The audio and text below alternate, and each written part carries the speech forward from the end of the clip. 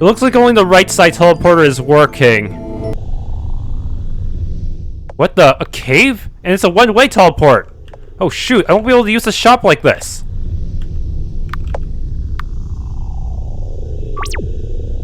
Let's just hope there's another shopkeeper nearby. Also, I don't see any, well, random encounters, so this might actually be the final boss. The order of the planet's core. How are we not dead yet? Shouldn't we burn up due to the heat? Oh man, if there's no return, then maybe I should equip something like Sacred Mirror. Yeah, status resistance can always help. Maybe I should have other people. Depending on how the battle goes, I may or may not just try to slap as many mirrors on everyone as possible. Is this the beacon? What is it? We have been waiting for you, Luca. How do you know my name? That voice. Who's there?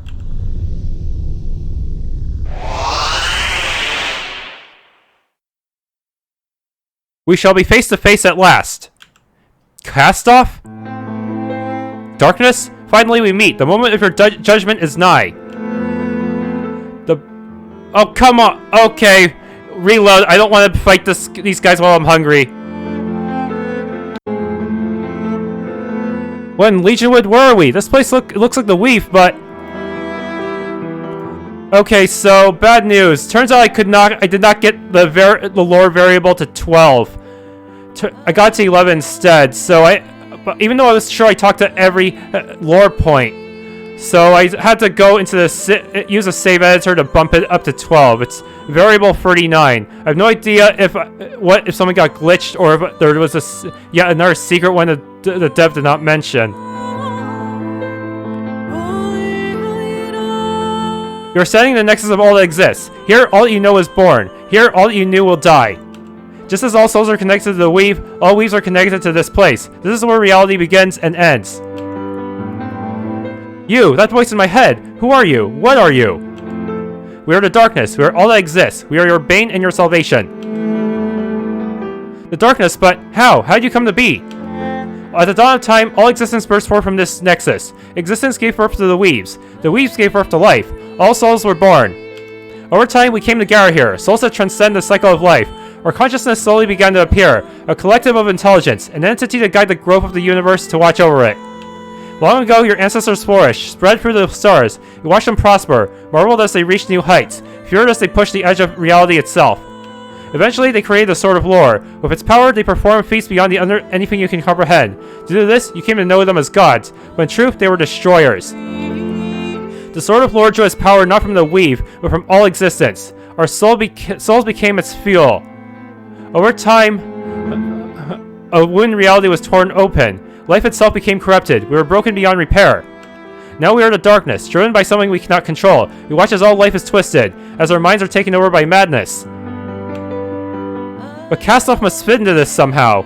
No, what you're saying is, it cannot be. If the Sword of Lore is what caused the birth of the darkness, then that means Gaia. The precursors tinkered with things no mortal was ever meant to understand. In their pursuit of even greater heights, they doomed us all. No, that isn't true. Gaia gave everything so that we could live in peace. He would never abandon us to the darkness. Your ancestors meant well, that much is true. They did not intentionally set out to cause harm, but theirs was the arrogance of people who can do no wrong. Their hubris is what caused reality to fracture. The Mirrors was right all along. The darkness is Gaia's punishment. Just deserts for our straying from the right path. This is it. There's nothing we can do. Just give up and accept our fates? This isn't how it's meant to be. I refuse to give up. We didn't collect the lore shards for nothing. If they're what caused all of this in the first place. There is a solution, but where it is what you wish, we cannot be certain.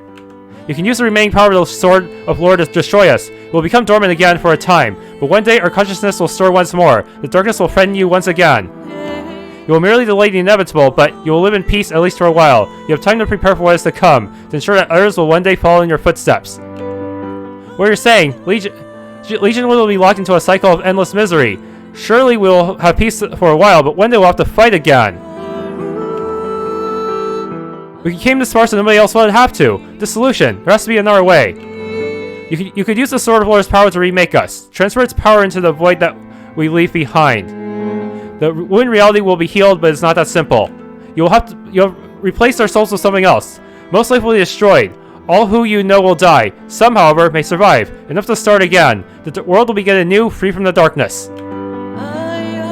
What kind of solution is that? Kill everybody we set out to save in the first place? No way. What is so badly broken cannot be easily repaired. There must be a price to pay, regardless of your choice. No, I refuse to accept that. Everything we've done has been for one singular purpose, to find a way to save our world, the one we fought for from the very beginning. We've searched far and wide. We've followed every lead, gathered knowledge we fought lost in the mist of time. We've come further than anybody before us. We've done all this to understand the true nature of the darkness, to find a way to end your corruption once and for all. If the words you speak are true, if you really act with such conviction, then perhaps. There may be a way to achieve what you seek, but it can be done only by one who truly comprehends the magnitude of such a decision, one who fully understands their place within the universe. You have one final option. You can purify the corruption within our minds by joining with us. You are pure of heart. Use the Sword of Lord to become one with us, and let your consciousness impose itself on ours. Reality will be whole once again. You have saved your world from certain doom, but you will be no more. Sacrifice your lives so that others may live. If that's the only way, then so be it. We'll have to stop the darkness once and for all. I just wish we could have had the chance to see it for ourselves. It's time to make a choice. Luca, you're the holder of the lore shards. In your hands rests the power of God. All creation lies before you. Just as the gods before you once did, you must decide. Will you begin the world anew or maintain this flawed existence? Will you give your life for others? I will join you. I'll give my life so that others may live. Let us become one. Fusion heart. Fusion something. I don't really know. I've never actually seen the actual. I've never seen the actual quote. I think. Very well. You have made your choice. I'm becoming one of Castoth now. That's disturbing. Now the time has come. You have made it here, but you still have work to do. Fight us. Submit to us. You'll be destroyed, or you'll have saved us from our torment. If you win, the future you choose shall come to pass. But if you lose, all shall cease to exist. Restrain yourself. No, it doesn't have to be this way. You have to resist the madness. We can bring you peace. We can save your minds from corruption. We cannot resist the compulsion. We are driven to kill, push to destroy, whether we wish to or not. This is our curse. By hearing your words, we shall try. I already have these backed up anyways. Fight us with all your strength. You must defeat us. You are our final hope.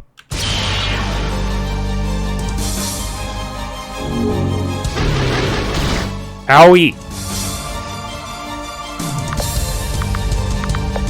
Spirit fetish. Disease bomb.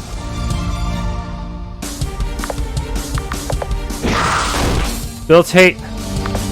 Even though this is the hardest difficulty, we do have quite a lot of stats due to this permanent stat boosters.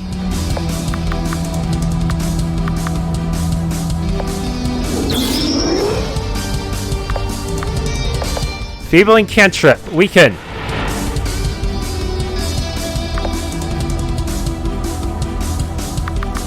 Okay. Summon Sarah. Oh wow, that was the one hit kill. Damn. Did not think that would happen.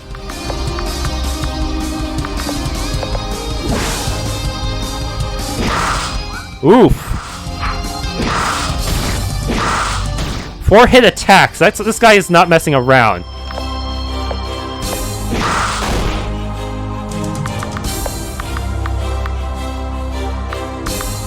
God's mint. No need to hold back on the good stuff. Feebling cantrip again. I don't want you to have any kind of advantage, dude. Speed up Gaia because he's a healer. Summon Sarah. Oh, he dodged it. Damn. Whoa, boy. That ain't good.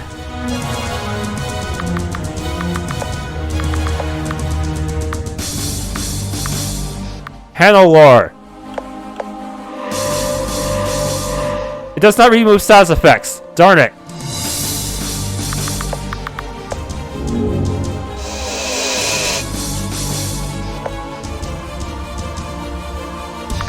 Okay. Try spell.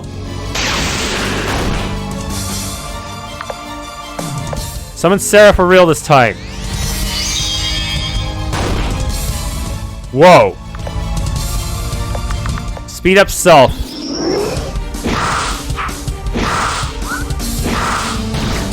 Ow.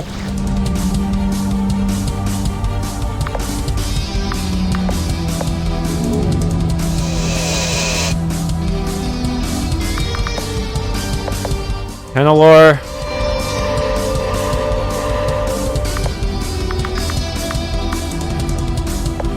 A 100 pinpricks.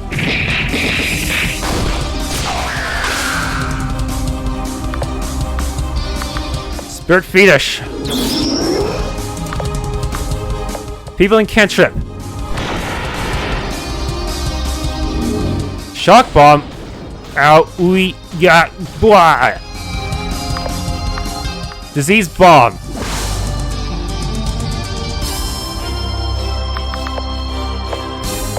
Hannelore.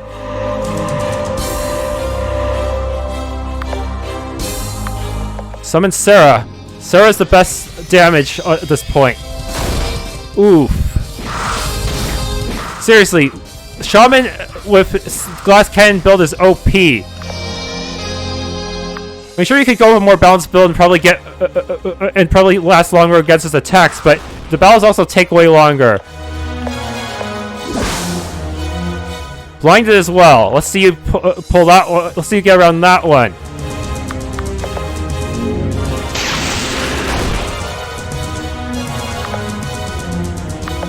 Crumble.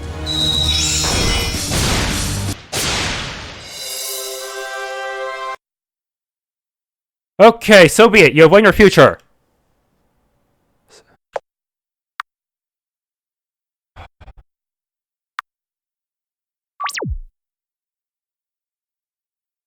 Oh man, that was intense. But I finally have the true ending, sort of. Even if I had to not hack win the variable 39. After a grueling battle, Luca and her companions managed to defeat the darkness, releasing the souls in the weave from their torment. Using the remaining power in the Sword of Lore, Luca transferred her consciousness into the wound in the weave, replacing the corruption of her own essence. At the cost of her own life, Luca would ensure that the darkness would never rise again. Becoming one with the weave itself, her mind would guide the resurgence of life, reshaping existence as she wished. So basically, Luca became a goddess. Brought back from the brink of extinction, civilization could once again flourish and spread across the land. But would this second chance be enough to prepare humanity for what lies ahead? And also, does this really solve the underlying problem of Castoth? Thanks to Luca's sacrifice, the cycle of life and death was repaired. Barren lands across Legionwood soon began to recover as the weave's energy once again pulsed within the heart of the world. Abominations spawned by the darkness, twisted mockeries of life, were swept away in the rush of light. Men, beasts who had been corrupted by the taint were restored to their original forms. Before long, Legionwood once again brimmed with life. Lands that had once long since been consumed by the darkness were covered in greenery once more, and their inhabitants quickly set out to rebuild what had been lost. Having won the hearts of the people with their triumph over the darkness, the Lightbringers quickly established a new government in Port Alexis. Determined to lead the rebuilding of civilization, they soon established new ties with the surrounding settlements, uniting Alexis Island through mutual cooperation. Once isolated towns prospered as trade flowed free through the land. Under the rule of the Lightbringers, Alexis Island became a federation of allied city-states, all sang together in honor of what Luca and their companions had achieved, a bastion of the best humanity had to offer. Emboldened by Luca's actions, Lady Talia embraced cooperation with outsiders. Trade between Carrot and the outside world flourished, and Carrot soon became Alexis Island's main supplier of obsidian, weapons, and armor. Although under Talia's rule, Carrot would not become part of the Lightbringer nation. Its contributions would ensure that its trade partners were well equipped for whatever the future would bring.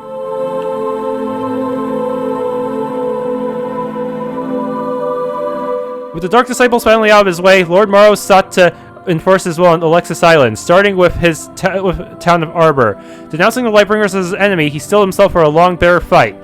Marching under the banner of the Lightbringers, the armies of Alexis Island set out to liberate Arbor from his tyranny. Morrow's arrogance became his downfall. His mercenaries, loyal only to his coins, surrendered to the force before them.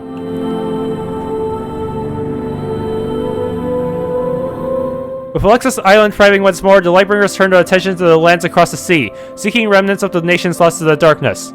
They soon made contact with the broken communities that still remained and vowed to restore them to their former glory. Civilization returned to the wilderness as the old nations rose again. Ancient kingdoms once fought lost soon stood proudly once more. The ruins of once great cities were rebuilt, ready to sustain future generations. As the old nations returned, so too did old rivalries. Without the threat of the darkness to unite them, civilizations once again battled for superiority. Despite the careful guidance of the Lightbringers, conflict would once again shape the world.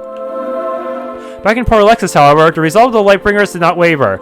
As long as greed and cowardice existed, so would courage and kindness. Thanks to their efforts, these things were worth fighting for once more.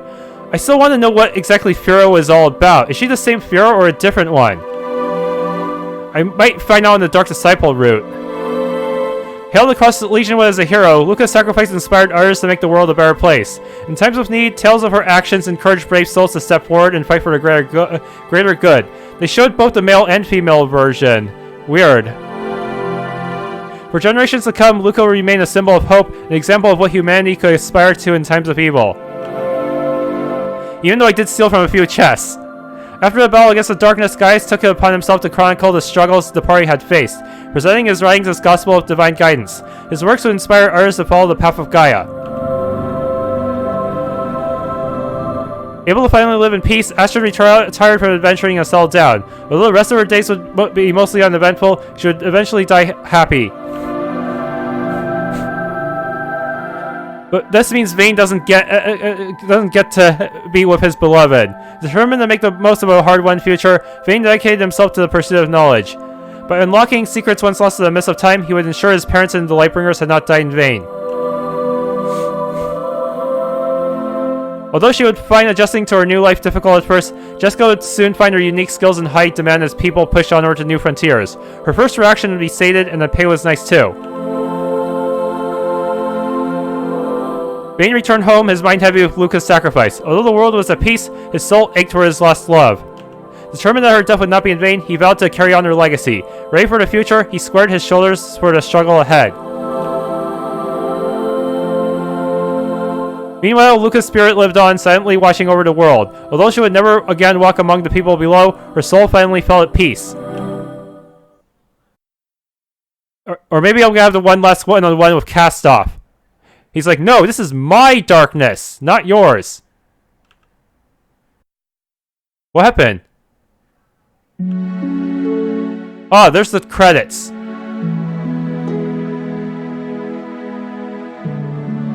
Seriously, Castoth rejoined the darkness at some point, but is that all there is to it? It's also possible that they did purge the dark. That killing Castoth did create a new timeline, but no, that wouldn't make sense either.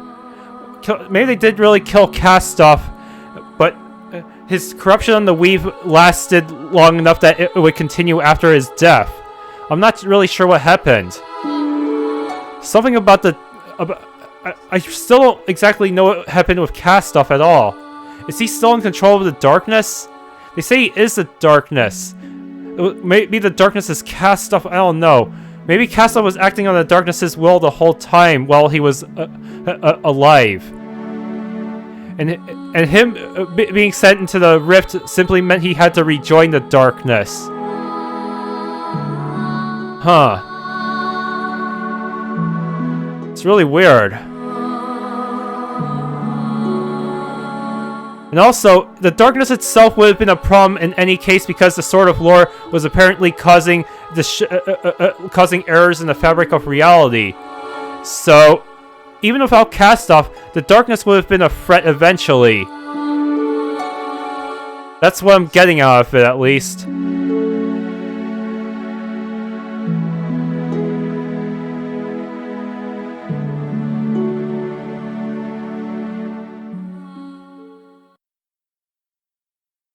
Seriously, I'm not sure what the hell happened in that ending. That was even more confusing. That was probably even more confusing in some ways than the Last Rose ending. You know, that RPG I played earlier that was made with Unity. Yeah. Well, I might as well try out the other endings. Record those too. Okay, this time I'm gonna try the Destroy You ending. We will destroy you. If you return someday, so be it. The heroes of Legionwood will always prevail. I'm guessing this is the Kanan endings, just in case the author wants to make a new game. Very well, you've made your choice. Okay, same dialogue, I guess. Where he challenges us to battle. I'll skip to the after the battle. So be it, you have won your future.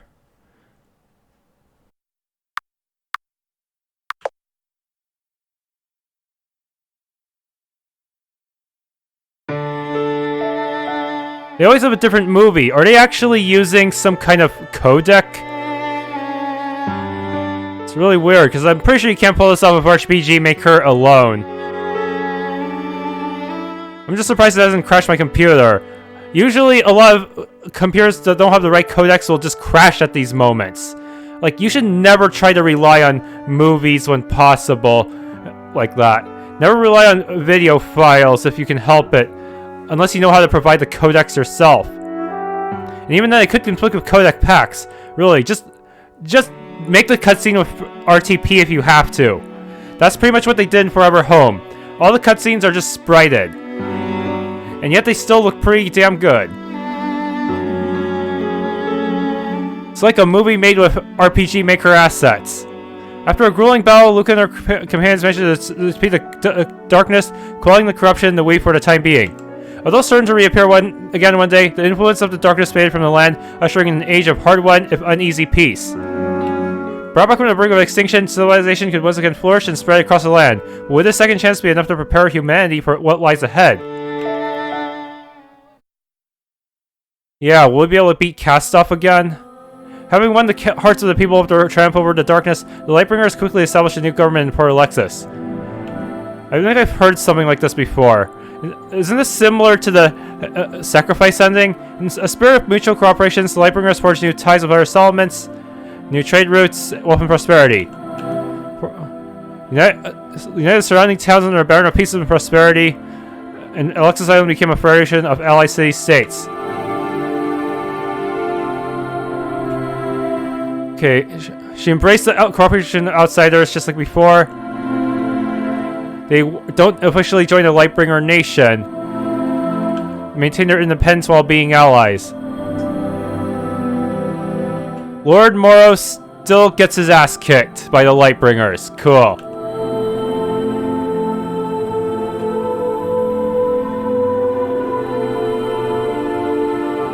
With Alexis Island thriving once more, yes, it's pretty much, this is very, very similar to the sacrifice ending for the most part, because temporarily the effects are the same. It's just that in the future, the darkness will come back.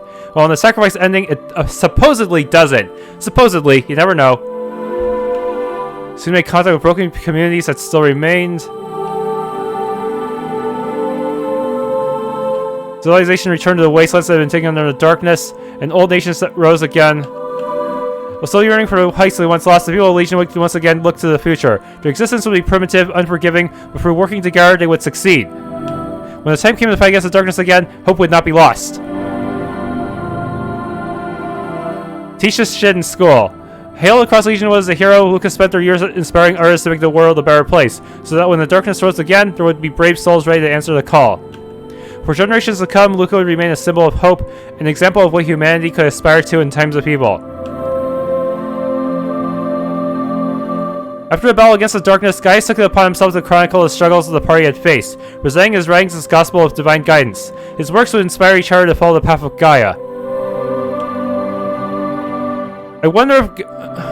really, I'm surprised that darkness didn't mention anything about its origins as Castoth. About Castoth becoming one with the darkness. Is it a retcon of some sort? I don't know. Able to finally live in peace, Ash should return from adventuring and settle down. Although the rest of her days would be mostly uneventful, she would eventually die happy. Determined to make the most of a hard-won future, Vane dedicated himself to the pursuit of knowledge. By unlocking secrets once lost to the mist of time, he would ensure his parents and the Lightbringers had not died in vain. Although she would find adjusting to her new life difficult at first, Jessica would find her unique skills in high demand as people pushed on her to new frontiers. Her first reaction would be sated, and the pay was nice too. Eventually, Luca returned to Elwyn's home where Vane awaited her. For the first time since her journey began, her soul was at peace. Reunited once more after the fight against the darkness, Luca and Vane squared their shoulders and steeled themselves for the future that laid ahead. Through their love, a child was born who would someday be called upon to continue their legacy, and punched the darkness in the face.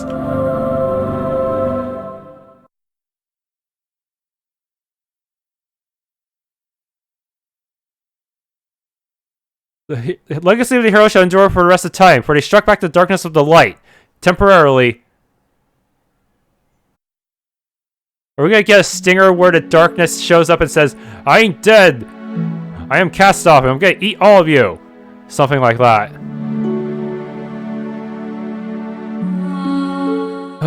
Seriously though, I can't believe I missed that with some piece of lore out there.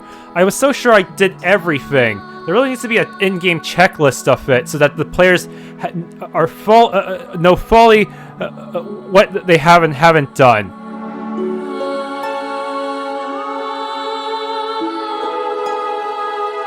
Seriously, I even killed the the Rift Dragon. That should have gotten me somewhere. Maybe I had to take a different path, like taking the stealing from Talia instead of helping her with the Nulls. Or maybe I had to steal from Lord Morrow, or worse yet, maybe work with the Darkbringers.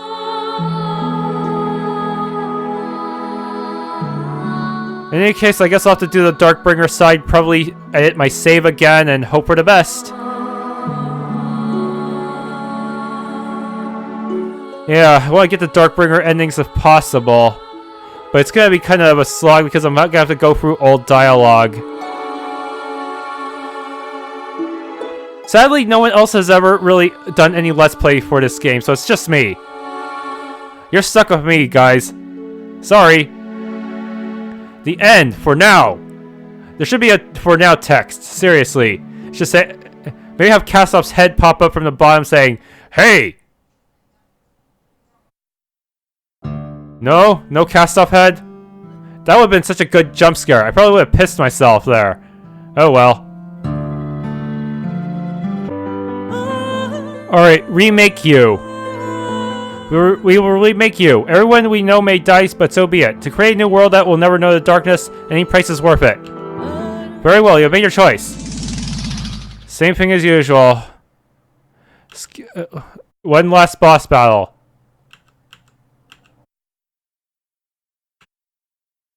And speech, this guy. Alright.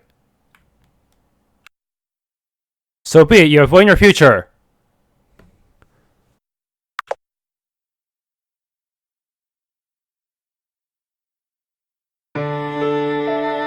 And we get a solar system, I think. Or maybe the entire galaxy, I'm not sure. Not sure where this video comes from. I'm sure he's just using some kind of stock science video. After a grueling battle, Luca and her companions managed to defeat the darkness, restoring the weave to its original state. Although many lives would be lost, the world would never again know the influence of the darkness. With the weave renewed, civilization would be reborn once more. As Luca was engulfed by the light of the weave, she found herself in the midst of thousands of souls finally brought to peace.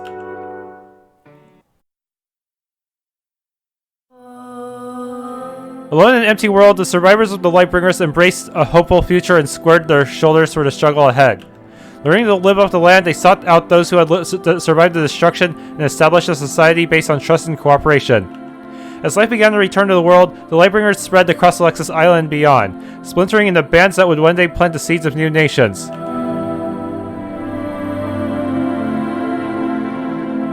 Emboldened by Luca's actions, Lady Talia embraced the spirit of cooperation of outsiders. With survivors of Kara standing behind her, she would uncover relics of the old world and stuff. Yeah. It's a little different, actually. The sole survivor of Arbor, Lord Morrow surveyed the deadline around him and saw an opportunity to make his mark on a new world. Recruiting the desperate and hungry to do his bidding, he soon became a fearsome warlord. Yeah, he didn't exactly get his ass kicked like in the other two routes. With nobody to oppose him, Morrow and his warriors would prey upon the Lightbringers for generations to come. Despite his savagery, however, Morrow's lands were calm and orderly. His word was law and life was strict but fair. In lands across the ocean, descendants of the Lightbringers multiplied and forged new destinies in a world that would never know the tragedies of the past. Roaming bands soon grew into tribes who staked their claim on the land and began to build new homes. Civilizations had started anew. The march of progress continued. Forgotten knowledge slowly began to re-emerge. Artisans rediscovered bronze and then iron, and scholars once again committed memory to the written world. Eventually, the horrors endured by the previous world had faded into myth. Luca's journey persisted only in legend, but their courage remained in the hearts of all people. Spurred on by the forgotten sacrifices of those who came before, Legionwood's new civilizations made their mark on the world. The passage of history had begun anew, but this time mankind would never know the darkness. Returning to a world free from the darkness, Luca sought to honor the memory of those left behind. Imparting the wisdom of those they had met on their journey, they ensured the sacrifices of the past would not be forgotten. I think this is mostly for generations to come, Luca would remain a symbol of hope, an example of what humanity could aspire to in times of evil. Pretty similar to the other two endings for the most part. Yeah, this one is the same.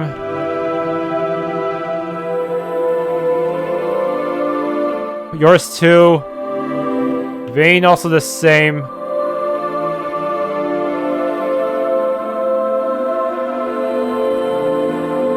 The romance ending will be slightly different though. Eventually, Luca returned to the ruins of Elwyn's cottage, where Vane awaited her. For the first time since her journey began, her soul is at peace. Reunited once more after a fight against the darkness, Luca and Vane squared their shoulders and steeled themselves for the future that laid ahead. It would have been nice to get a more unique cutscene for the romance thing in the end. Through their love, a child was born, who would someday be called upon to continue their legacy. Maybe that's what the sequel will be about, if there is one. Probably not. The legacy of the hero shall endure for the rest of the time, for they struck back against the darkness with the light.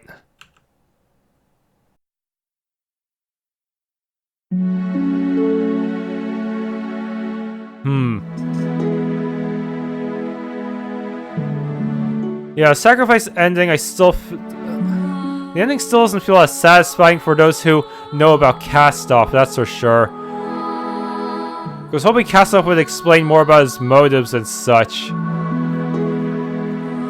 Now he's pretty much become like part of the Borg, it would seem. Part of the collective of the darkness.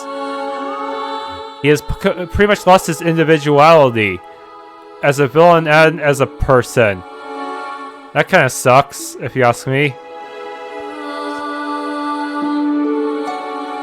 Plus, they say that he might have been part of the dark. He might have been once part of the darkness from before he was born.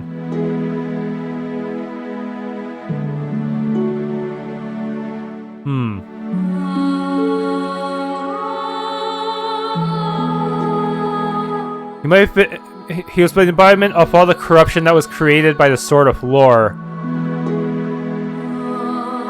Maybe that's why using the Sword of Lore made things worse in the final boss battle against him. Every time it sapped all of existence, it strengthened Castoth a bit, since Castoth was born of the darkness. It's really weird. I'm not sure. Sure, it would be nice if someone could explain this, because the Lord didn't really explain much about Castoth's exact relationship with the darkness.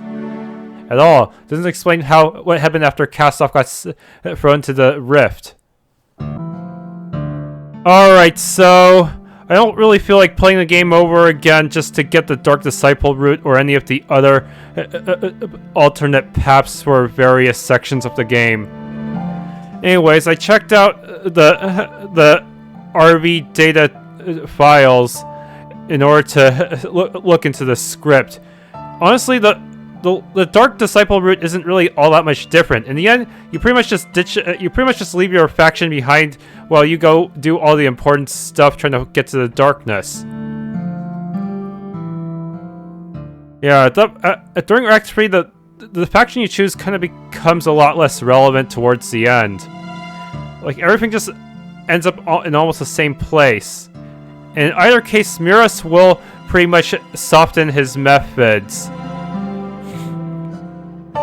There is a really interesting thing that happens with Fira in the Dark Disciple route, but I'll leave that to you guys to play, and maybe, who knows, maybe someone will actually do a run where they side with the Dark Disciples and upload it on YouTube. Still, I feel like they could have done so much more of the factions afterwards, or maybe have you fight the faction that you originally sided with one last time, or maybe address some of their darker aspects. Yeah. As for the game difficulty itself, I feel like they had to make it easier because of the fact that you could easily screw up your stat build because you can't revoke it like in Legionwood 1. So they had to give you that room for error in case you went completely bonkers on your stats and, I don't know, pumped magic into a physical fighter type. Not to mention that the way your companions are set up, you might end up losing them during certain segments of the story longer, depending on how well you got their influence up. So yeah, more room for error. Also, you can't change your class, so yeah, that adds another reason to add room for error. I have to say, the Shaman class really wrecks even the hardest difficulty due to the fact that they can stack their Spirit Fetish with the normal magic buff. Plus, they have all kinds of powerful AoEs that debilitate elemental resistance. So yeah, they're even stronger than the Magus in the end. They say the advanced classes are supposed to be harder in the beginning, but they really do become really strong really fast. Especially the Shaman, because magic is usually way better than physical attacks. Most enemies resist physicals, but they'll usually have some kind of elemental weakness that the Shaman can target. And the Shaman, unlike the Magus, can target Holy, too.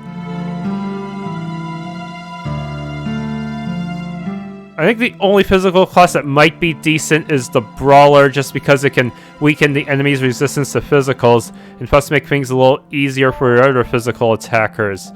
I can't really see myself playing the Warrior in the long run, even with their elemental swords. Like, they would just have a hard time damaging anything. Ironically, the final boss actually doesn't have that, has neutral physical resistance, so you can actually fight them with almost any party you want, while the enemies in between are mostly physical resistant. Anyways, thanks for watching. If you enjoyed this Let's Play of Heroes of Legionwood, please leave a like, subscribe, hit the bell icon, and maybe try out the game for yourself, preferably on Dark Disciple route so you can find out all the stuff that I didn't play through.